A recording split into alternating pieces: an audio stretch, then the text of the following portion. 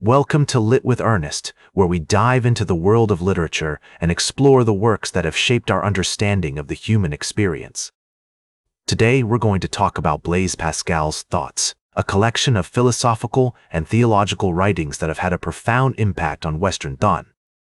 Pascal was a 17th-century French philosopher and mathematician who wrote Thoughts as a way to defend Christianity against the skepticism of his time. The work is composed of fragments, notes, and essays that explore themes such as faith, reason, and the human condition. What's remarkable about Thoughts is its accessibility. Pascal writes in a clear, concise manner that makes complex ideas feel approachable. One of the key literary traditions that Thoughts relates to is the concept of existentialism. Pascal's emphasis on individual experience, personal freedom, and the search for meaning in life resonates with philosophers like Jean-Paul Sartre and Martin Heidegger. For example, in his famous wager argument, Pascal posits that even if the existence of God cannot be proven, it's still rational to believe in him because the potential reward is infinite. This idea speaks to the existentialist notion that we must take responsibility for our own choices and create our own meaning in life. Pascal's use of imagery and metaphor also deserves attention. In Thoughts, he frequently employs natural imagery, mountains, rivers, and forests, to describe the human condition and our place in the world. For instance, he writes, "Man is a reed, the weakest in nature, but he is a thinking reed."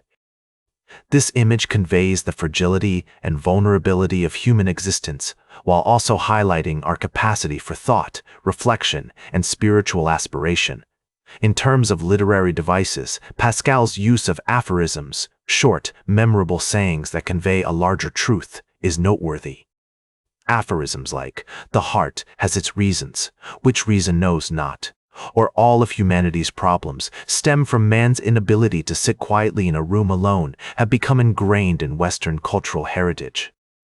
These phrases not only showcase Pascal's mastery of language, but also demonstrate the power of concise, well-crafted writing to convey complex ideas. Thoughts has had a profound influence on literature and culture, inspiring writers like Voltaire, Nietzsche, and Albert Camus.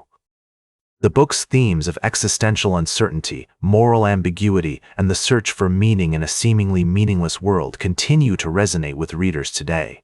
In fact, Thoughts has been translated into countless languages and adapted into plays, films, and other forms of media.